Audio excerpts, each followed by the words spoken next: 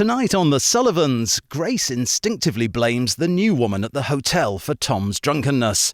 But before that, we have the Thamesmen.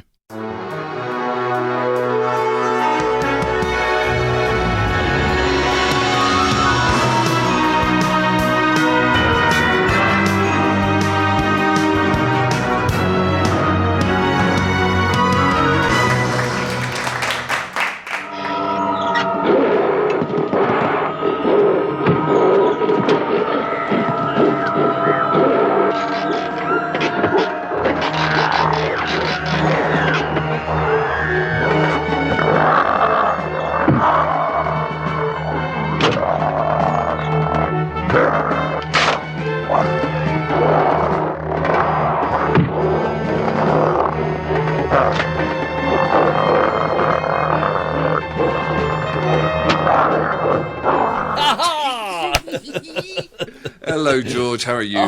I'm very well, thank you. And I must apologize. I'm George. I'm in Los Angeles, and it's pissing with rain. So if you guys can hear rain in the background, that's all me. You're just showboating because you never get rain. Congratulations on having rain. My name is Alex. I am in Colorado, and for the first time, we got snow on the mountains. Have you? How's it looking? Beautiful, absolutely beautiful. So everyone's gearing up. Everyone's got their gear. So I reckon we got Wolf Creek near us tonight. So highest resort in the US. So that will be, I reckon, next weekend or this weekend coming up with skiing.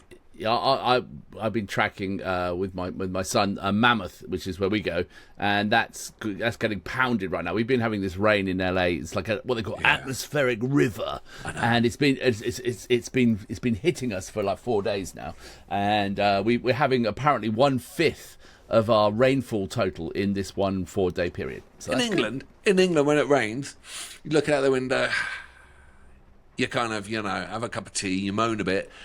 And then your wife will say, "What's happening?" And you go, "It's pissing it." Over here in America, oh no, it's the Pineapple Express. That even the freaking exactly, even the rain has got some fucking name to it. It's just pissing with the rain in England. They've given names to everything, haven't they? Yeah, and Arctic storms, and exactly, Pineapple Expresses, and it's all. Why do I keep going? Like, do you see? I keep going, yeah. You keep going. Lovely kind of You go jaundice, not jaundice. You go liver disease. Alcoholic, you come back. Anyway, it might be different on the edit. Anyway, so ladies and gentlemen, this episode will be split into 2 parts, right? Thank you, sir, for that. The first part is in celebration or commiseration because the first AI track by an AI artist has hit #1 in the country downloads chart. It's got already, 2 million followers on Instagram or wherever, and it's #1. And I thought we'd play that, and then to talk about the sadness of the world, and then move on to why AI will never beat music, because we'll be moving on to David Bowie, 1973, playing Moonage Daydream. Peak era stuff, huh? Wow. So peak creativity from the master himself. Okay, all right. So we're gonna sample a bit of AI. Yeah. And it's #1 on the country charts. What I mean, that's like saying come number 1 at the Special Olympics, doesn't it? No. Special Olympics are for real people. I'm sorry. they're just disabled. That's really bad. Oh, on the Olympics, we were talking about how we were nearly there, ladies and gentlemen. We were talking about what would you watch? Would you watch normal Olympics or natural, or would you X Olympics, which is like take whatever drugs you can? Yeah, they did it, didn't they? Yes. Did I see they did it? They're doing it. Did you watch it? No, not yet. But I think it's coming up because we were talking about it. It was like we would watch I want to see a lady with a moustache doing 100 meters in 2.5 seconds. I mean, who wouldn't? Yeah, right. Well, that's very interesting, wouldn't it? Yeah. Okay. Well.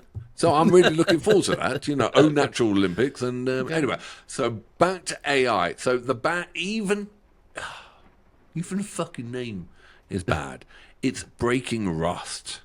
is the name of the AI, which isn't really anything apart from a bloody great big bunch of computers, is it? At the end of the day. Well, the thing is, there's no AI music without running an algorithm. Every other artist out there, it's built and stolen from. Yeah. It's taken a little bit from everyone and mashed it together. Let's just play it and tell me if you think it's worthy of being number one. Okay. And the track's called Walk My Walk. Is that what it is? I'm sure it is. Walk My Walk. Can't even breaking freaking rust. Can you? Because you're AI. You've got no legs. Yet. All right, are you ready? We got to be nice about the AI because they're going to take over. Then they'll have us murdered. I've seen the robots. I've seen the robots. The one that fell over, the Russian one. Did you see that? I saw the drunken one. They've launched it in Russia. Tripped over, fell flat on his face, things smashed off. They tried to cover it up with a big curtain, and that went wrong. It was a total disaster. I know, but you know the It'll get its own back though. You know the American ones. Okay. Oh yeah, you know the ones that run those runs. Well, those dog-like have you ones. seen that guy testing them and showing the video, and he's trying to push it over with a broom? And kick it and things like that, and then he just sort of bounces back up again, and it can stand up so fast. He's going to be the first one dead. He hasn't realised it yet. He's the intern, but he's the first one dead. I know that robot's coming. Anyway, Breaking Rust, Walk My Walk AI. 3, and you tell me if you like it. 2, 1, boom.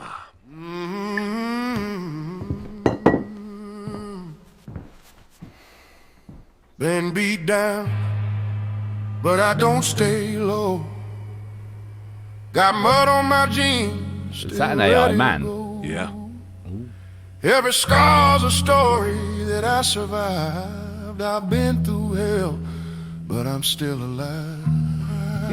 They said slow down, boy, don't go too fast. But I ain't never been one to live in the past. I keep moving forward, never looking back, with a worn-out hat and a 6-string strap. You can kick rocks. That's it. Forget it. No, I'm out.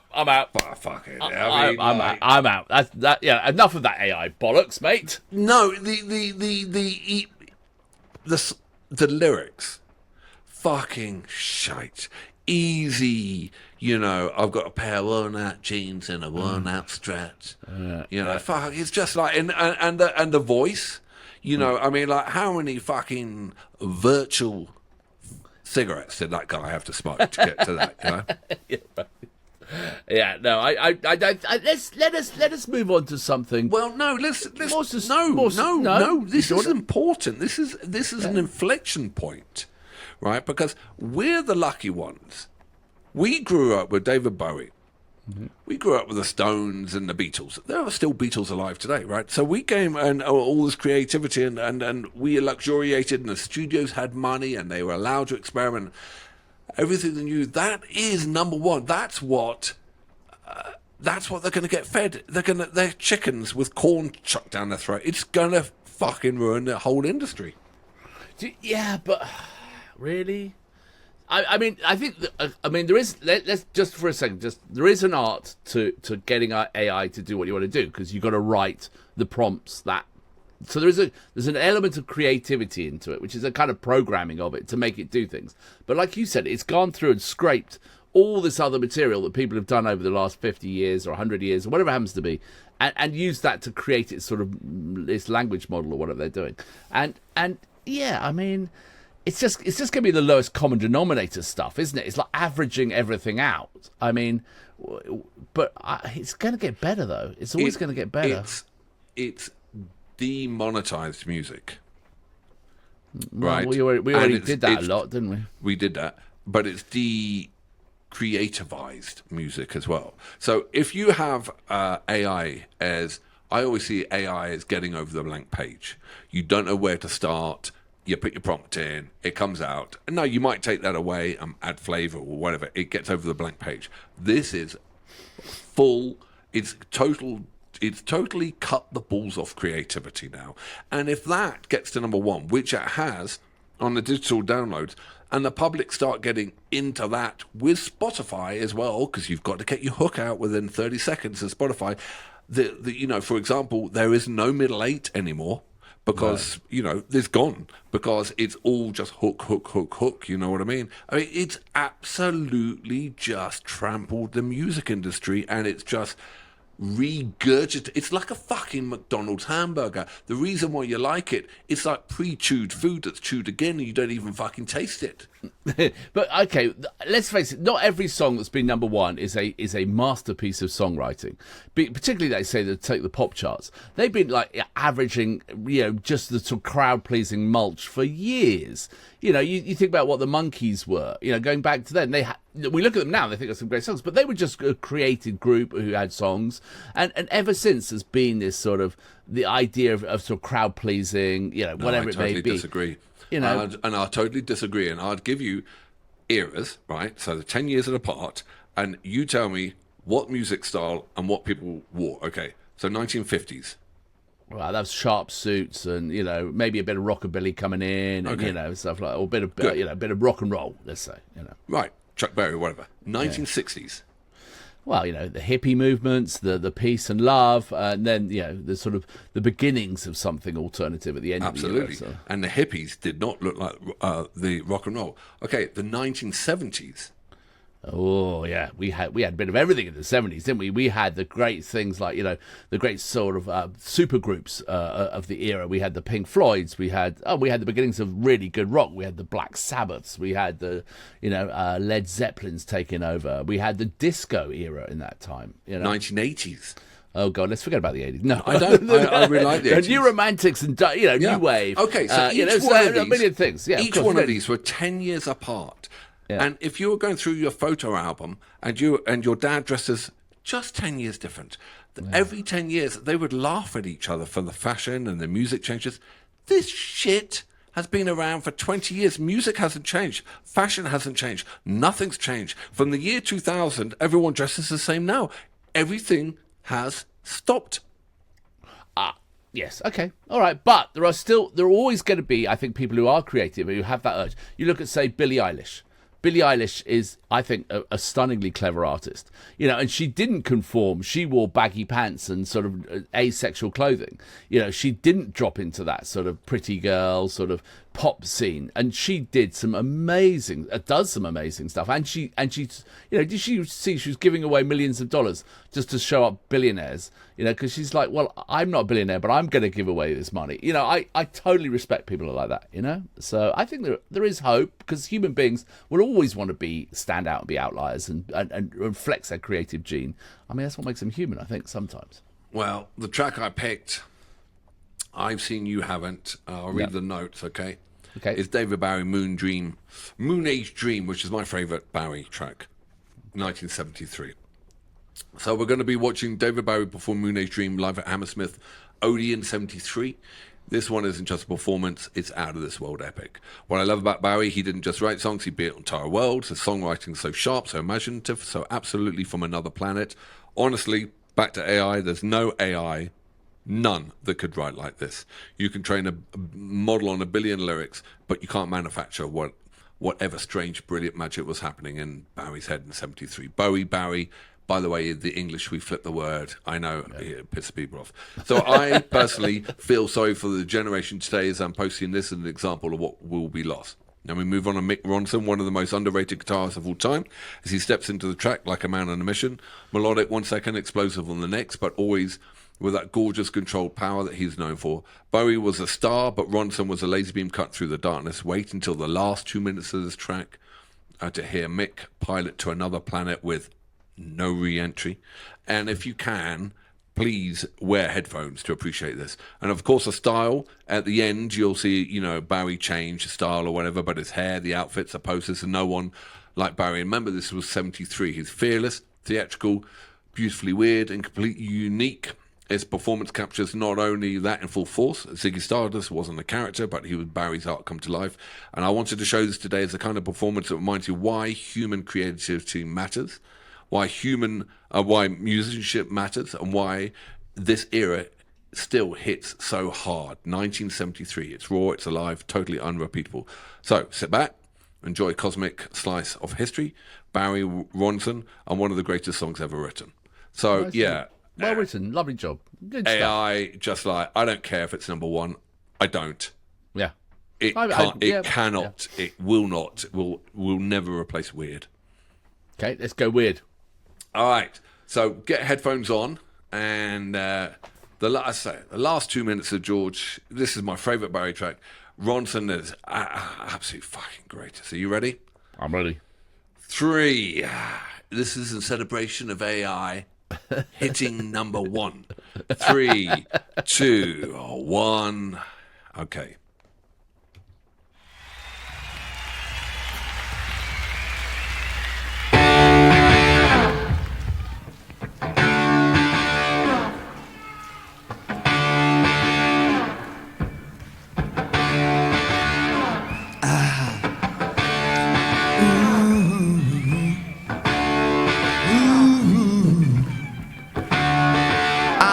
Alligator. I'm a mama papa calling for you. I'm the space invader. I'll be a rock and roller bitch with you. Keep your mouth shut. You're squawking like a big monkey bird, and I'm busting up my brains for the world. No, I am. Keep your electric eye on me, babe. Put your ray gun to my head. Press your space close to my love. Freak out in the Moonage Daydream. Oh yeah. Don't fake it, baby. Lay the real thing on me. You know the church of man love. Such a holy place to be in. Don't fake it, baby. Make me know you really care. Make me jump into the air. If you dare. Keep your electric eye on me, baby. Put your ring onto my head. Press your space close to my love.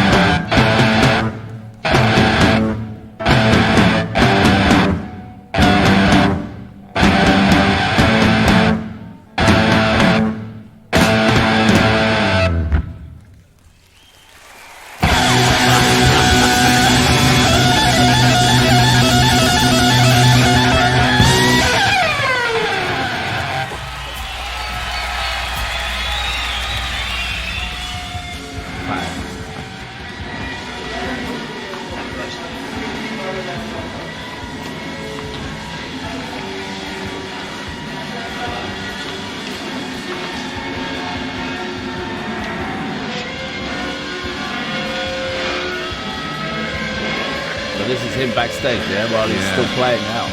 Yeah, I know. I hear it.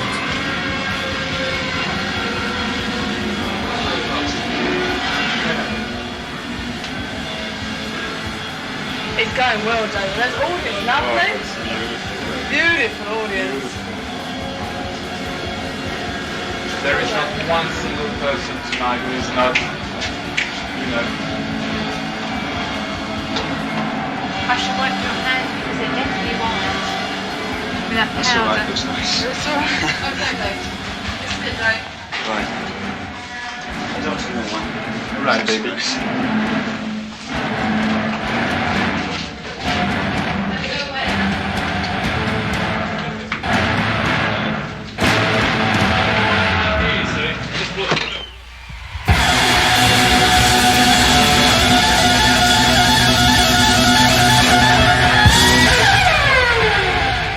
Wow. Oh, thank you. That is one of the best live videos I've ever seen, I think. Of all, we've seen that is one of them up there. Unbelievable. Unbelievable, isn't it? Absolutely. It makes everything shiver. It just doesn't get better than that, does it? You no way. Everything about it. He is so all-consuming and perfect in his presentation and his style and his... Oh, my God. The more you know about Bowie, the more you kind of go, holy shit, he was a master. I know. Ridiculous. And Ronson's guitar. Oh. Just. And also, you were younger than, the girls and the boys in the crowd, they were younger. It's 73. Yeah. And, 73, they had Woodstock at 69. It was long hair, it was denim, it was acid and hippie or whatever. And then fucking Bowie. And you went to Hammersmith Odeon and you saw this androgynous spaceman. Yeah. Right? Blow your mind. And that fucking band behind you. You would have walked out having the best gig of your life ever. You couldn't explain it to your parents. You want to speak to one of those people who was at that gig, and say, what was that like? What was that moment for you? That would be the story, right there. If it frightens your parents, you're onto something, right? Yeah, right. Honestly, the Ramones or whatever, fuck AI and that generic shit. That was it's one of the greatest pieces of rock and roll film for me ever, and I love how it all tailored in at the back, and you could hear the band in the background. Yeah. He's getting ready, then he walks, but it's unbelievable. Yeah, and there's crowd shots, showing them just like, and it was, and it sounded so good. Like the recording, the capture of it was great. His voice, his intonation, the guitar, the drum, everything about it. It was just perfect rock video, pop video, not pop, like music video. Absolute perfection. Absolutely so brilliant. Good. He always said, whenever, I remember seeing him in an interview, he goes, whenever you get comfortable, right, you're finished. Right, just be drowning. Just when you go out to a little bit deeper, so where you can't touch the bottom, that's where you need to be, where you're just fighting. Because whenever you're drowning, you make your best work. So always push, always push, always push, always push. Don't have a hit and try and replicate it. Move on. And oh my God, he lived that. He really lived that, didn't he? All the way. And good, and it's. So I think that really puts that first track into perspective, because it's like bookends of either end of the scale, isn't it? Because the algorithm is built on other people's music, and the real innovators and what is great about the human being and the spark of creativity is pushing and creating something that no one else has done. Yeah. So fuck AI music. It's just and spend time creating. Yeah. No, I have faith in human nature. I have faith. And if the people want to go listen to their AI, fuck them, they can go listen to it. But I don't have to, and nor does everyone else if they don't want to. And neither anyone here. You can go back and listen to Moonage Daydream, and one of the greatest tracks ever written. Absolutely. You could listen to that over and over again, couldn't you? You could watch that over and over again. It's just so good. I have. I will now myself. And every time I watch it, it sends me in shivers at the end when that guitar goes, and the crowd, and you're somehow in with them. Yeah. No, I have a very soft spot for the Hammersmith Odeon. This is where I went to my first ever proper gig, and so it's like I had my own. We saw my dad there. We did, but before that, I saw Black Sabbath there, and that was the first gig I went to, and that blew my mind. And that's why I'm a rock guy for life. You know, I haven't done that. You know, so I would give all those gigs up just to been to that one gig. I think. Oh, yeah, exactly. Yeah. All right, mate. Thank you. Thank you very much. All right, you take care. I think I think you won the argument. AI sucks. I think Bowie did. All right, see you on the flip side. See you on the flip side. Cheers. Bye bye.